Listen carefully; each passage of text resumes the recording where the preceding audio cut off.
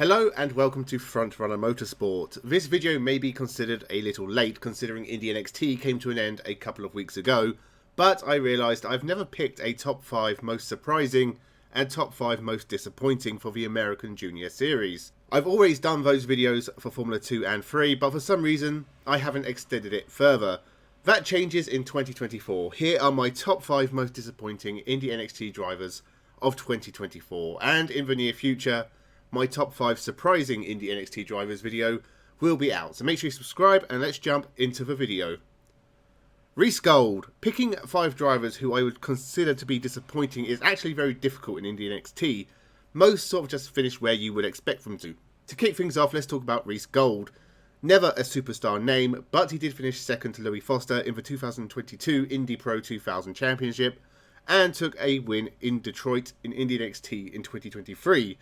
So another year of Indy NXT should have seen him move to regular podium contender. And yet, no podiums, a best 4th at Road America, and he scored less points and finished lower in the championship than he did in his debut year. He's not disappointing in the sense I thought he would be a title contender. I'm not insane, but I did think he'd be more competitive than he actually was. James Rowe Jr. It feels like there are very few great Irish racing drivers out there right now. Alex Dunn is tearing it up in Formula 3, but over in America, I can't think of who the last great Irish driver was. James Rowe's uncle, Michael Rowe, the 1984 Can-Am champion, has to be up there. This was James Rowe Jr.'s 3rd season at this level, and he has improved his position year on year, and 6th place in the championship isn't bad. But he still has never taken a win. He came close only to be passed by Louis Foster late in the race at Iowa. He hasn't really made as much progress as I feel he should have, and I'm not sure where he goes from here. If a seat in Indycar doesn't open up eventually, does he really want to do a 4th season of Indy NXT?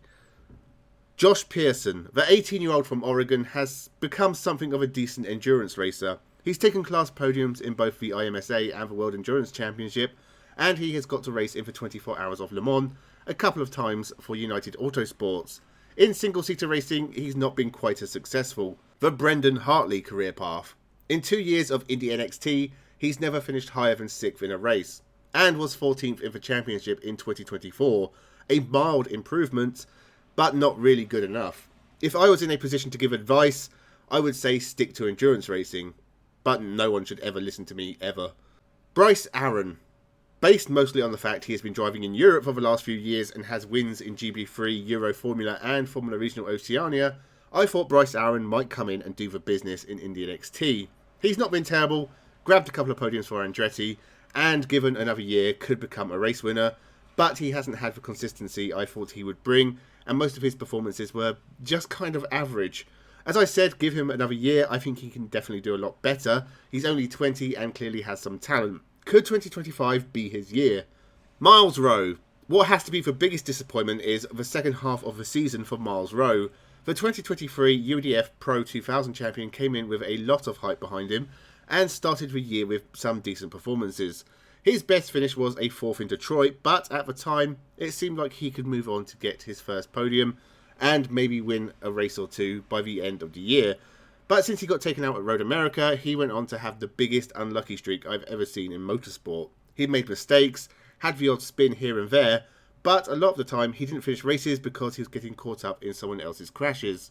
Like Bryce Aaron, give him another year and he will be a championship contender. Clearly he's good enough, but he has to avoid that shocking run of results he had towards the end of 2024.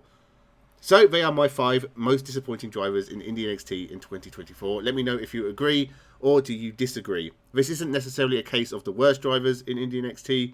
Otherwise, all 5 places would be filled with Josh Mason.